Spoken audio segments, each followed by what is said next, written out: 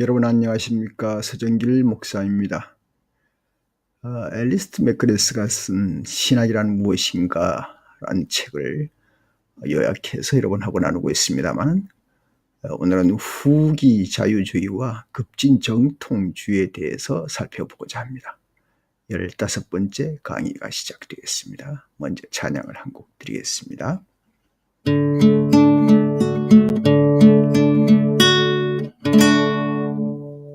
오 놀라운 구세주 예수 내 주 참 능력의 주시로다. 큰 바위 미 샘솟는 그것으로 내 영혼을 숨기시네. 메마른 땅을 종일 걸어가도 피곤치 아니하며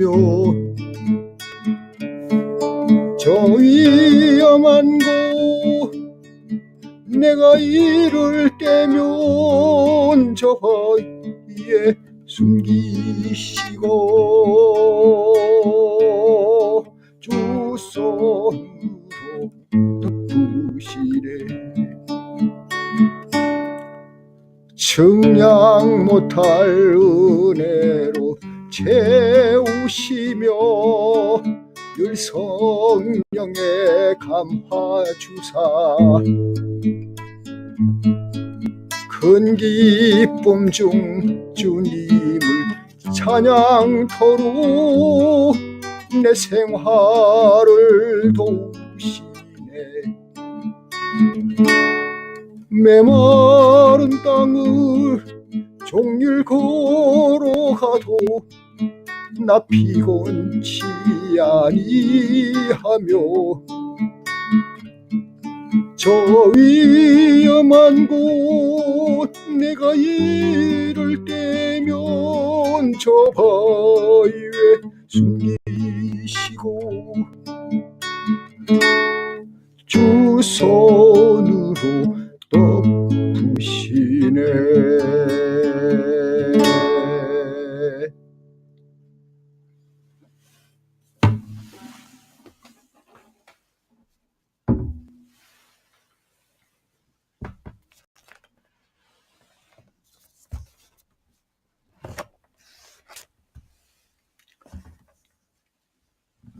후기 자유주의라고 하면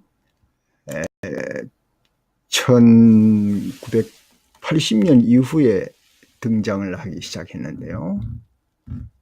대표적인 신학자는 조지 린드백, 한스 프라이, 그럼 스탠리 하워스, 그 다음에는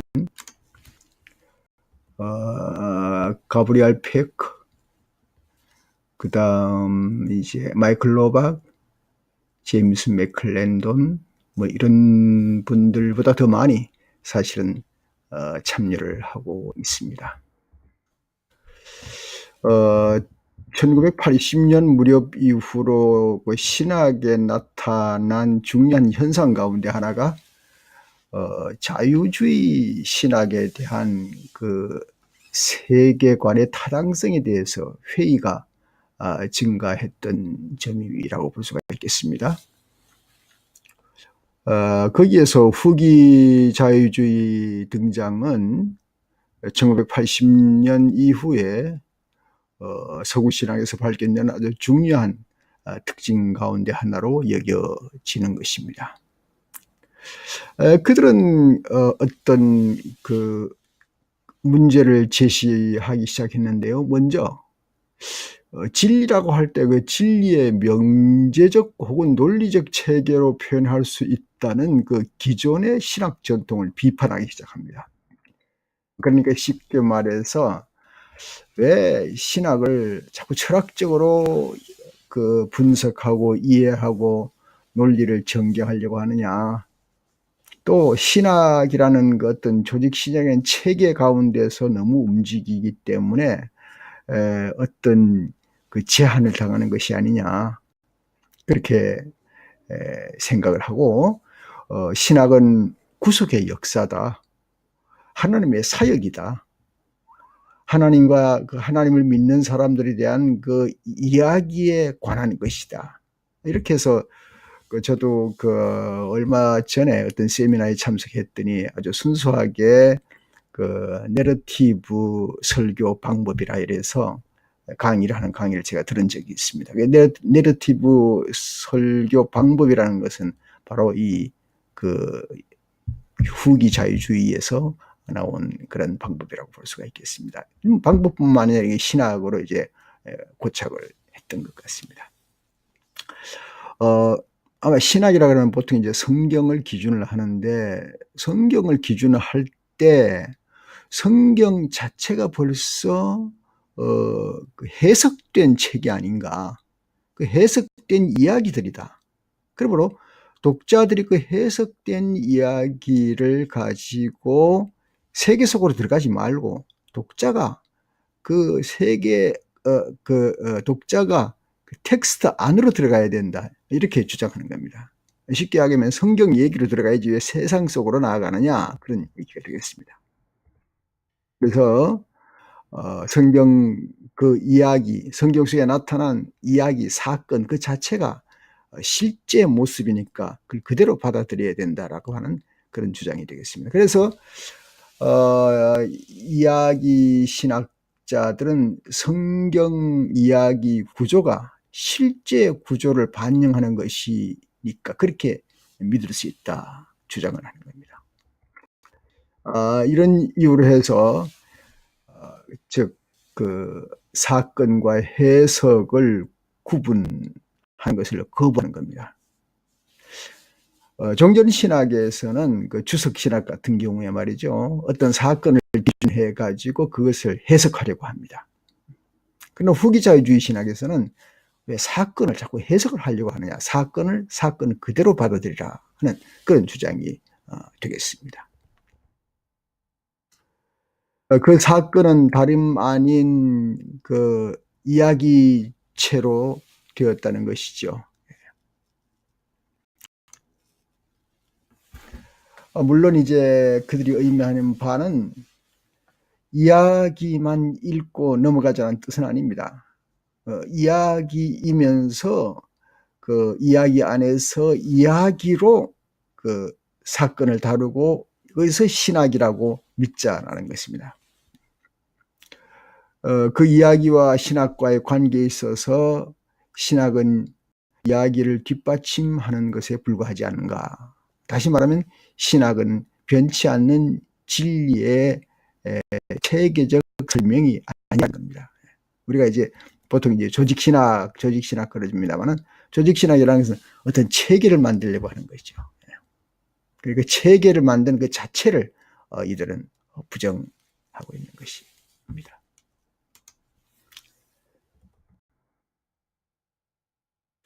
이것은 이제 초기 예일 대학에서 일어나는 운동이라고 볼 수 있습니다. 조금 전에 밝힌 대로 한스 프라이, 이 사람을 중심해서 내러티브 신학 이론들입니다. 이들은 그 문화와 언어를 중요하게 여기는 겁니다. 그래서 후기 자유주의는 보편적 합리성을 주장하는 전통 계몽주의를 반대하며 한 걸음 더 나아가서 모든 인간에게 공통된 직접적 종교 경험을 가정하는 그런 자유주의를 거부하는 겁니다. 슐라이마허를 이야기하는 것 같습니다. 그들의 얘기로는 후기 자유주의 사상가들의 얘기로는, 신학자들의 얘기로는 그 전통 계몽주의의 모든 사고와 경험은 역사와 사회를 통해서 매개된 것이 아닌가. 역사와 사회를 통해서 그 성경 안에 있는 순수한 자료들이 어떻게 좀 잘못될 수도 있다. 그것을 체계화하고 전달하는 과정에서 잘못될 수가 있다. 이렇게 해서 이들은 몇 가지를 좀 주장하는 바가 있습니다. 후기자유주의는요,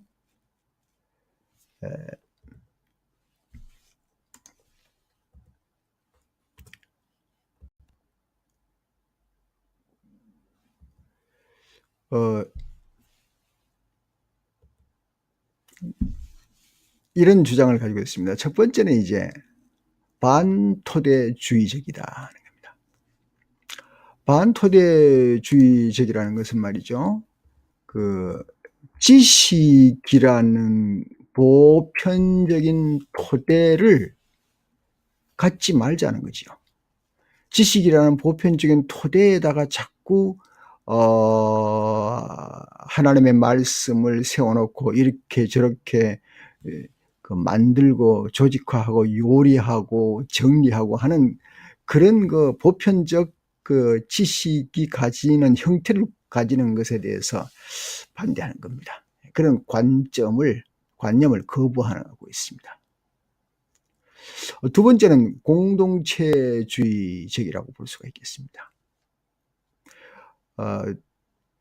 이 후기자유주의에서는 개인을 앞세우기보다는 공동체의 가치와 경험과 언어를 강조한다는 점입니다. 뭐 하기는 두 사람 이상이면 공동체가 되겠죠. 거기는 사건이 일어나지 않습니까? 뭐 아브라함 사건, 야곱의 사건이라든가 다윗의 사건이라든가 엘리야의 사건, 모두 다 어떤 공동체 속에서 일어난 사건들이지 않습니까? 그러니까 그 공동체 속에서 일어난 사건들을 그대로 받아들이자고 하는 그런 표현이 되겠습니다. 세 번째는 그 역사주의적이라는 거죠. 경험과 사고를 형성하는 데서 전통, 그리고 전통과 연결된 역사적 공동체들이 중요하다는 겁니다. 이 운동은 그 철학적 뿌리가 좀 복잡하게 얽혀 있습니다. 이 운동은 그 도덕적 삶과 내러티브 및 공동체 간의 관계를 강조를 하는 겁니다. 그때 일어난 그 사건의 그 공동체 속에서 일어났던 그 관계들을 매우 중요하게 여기는 겁니다. 후기 자유주의 신학의 의제를 가장 탁월하게 제시한 저술은 여전히 조지 린드백이라는 사람이 교리의 본질이라는 것을 1984년에 썼습니다. 이 책에서 경험 표현적 이론은 인간 경험의 다양성이라든가 문화가 인간의 사고와 경험에서 담당하는 매개적 역할을 제대로 다루지 못한 것으로 봐서 거부합니다.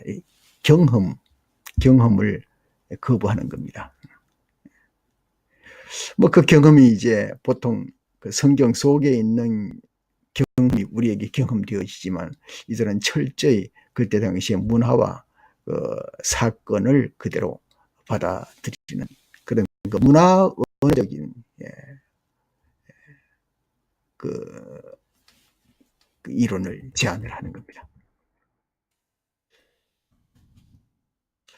문화 언어적 접근법에는 종교의 핵심은 특정한 역사적 종교 전통 속에 살면서 그 관념과 가치를 내면화해야 된다는 거죠. 그때 당시의 문화, 그때 당시의 언어 이런 것들을 그대로 그 가치를 내면화해야 된다는 거죠. 이 전통은 그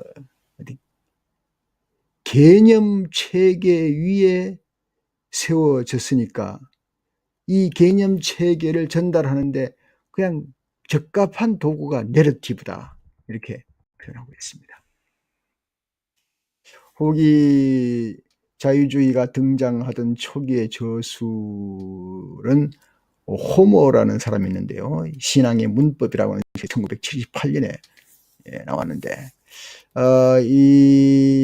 이것은 기독교 언어놀이의 구조와 형태를 제어하는 문법을 가지고 있다는 겁니다. 이 언어는 신학에 의해서 고안되거나 강요되어서는 안 된다.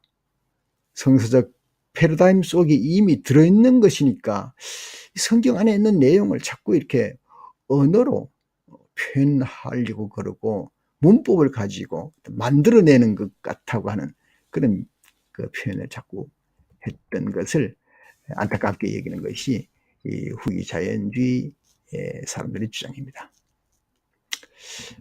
그러나 이 자유주의도 결함이 있고 또 이 자유주의를 또 비판하는 사람들이 또 없지 않아 있습니다.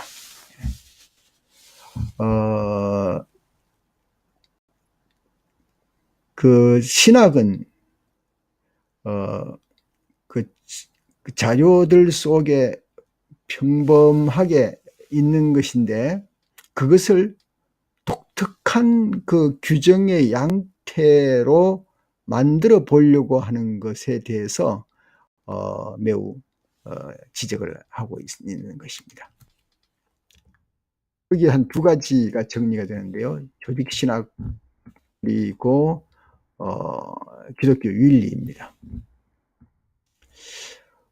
신학이란 1차적으로 예수 그리스도에 대한 성서의 내러티브를 통해서 전달된 기독교 전승의 규범적 기초들을 탐구하는 기술 학문이라고 여겨지는 겁니다.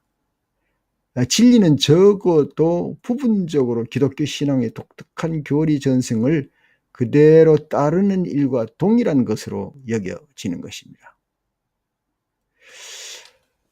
후기 자유주의를 이제 비판을 받는 것은 그 후기 자유주의가 어떤 그 처음 공동체나 또 성서 안에 있는 공동체를 그것을 받아서 그대로 내러티브로 전달한다고 할 때에 이것이 공적으로 검증을 받는 일에서 좀 부족하지 않는가.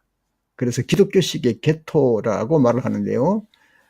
마치 그 소수 인종이나 소수 민족, 소수 어떤 종교 집단에 거주하는 그 도시 안에서의 구역 안에 숨어버리는 그런 것이 이 후기 자유주의가 가진 단점이 아닌가 그렇게 보고 있습니다. 그러나 후기 자유주의는 그 윤리에서 이렇게 표현하고 있습니다.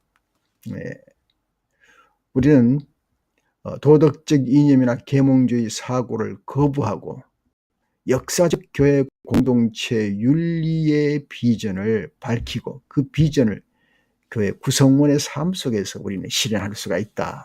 그렇게 본다고 하는 것입니다. 그 다음에 이제 이어지는 것이 급진 정통주의로 한번 들어가 보겠습니다.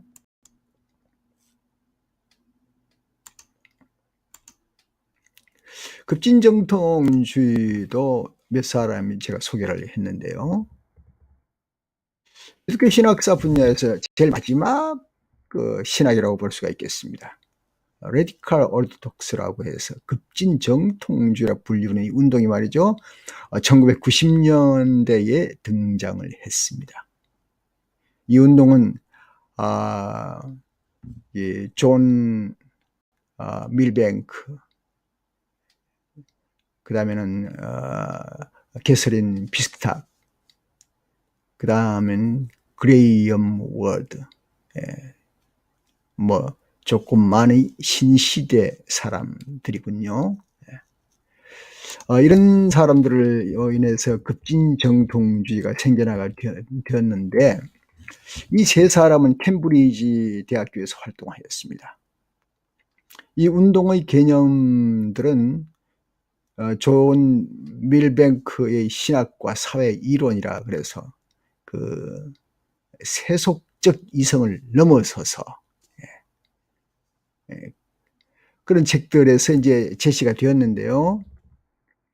이 운동은 다소 복잡한데 기독교에서 근대성과 탈근대성 뭐 이런 거 따지지 말자.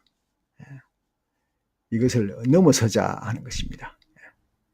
그들의 주장은 근대이건 탈근대이건 모든 세속주의를 폐기하고 대신해서 히포의 아우구스티누스, 고대 신학자 아우구스티누스의 저술에서 본받을 수 있는 것을 쏙쏙 우리는 발굴해 내서 그것으로 기독교의 관점을 확고히 다져야 될 것이 아닌가 하는 복고주의라고 볼 수가 있겠습니다.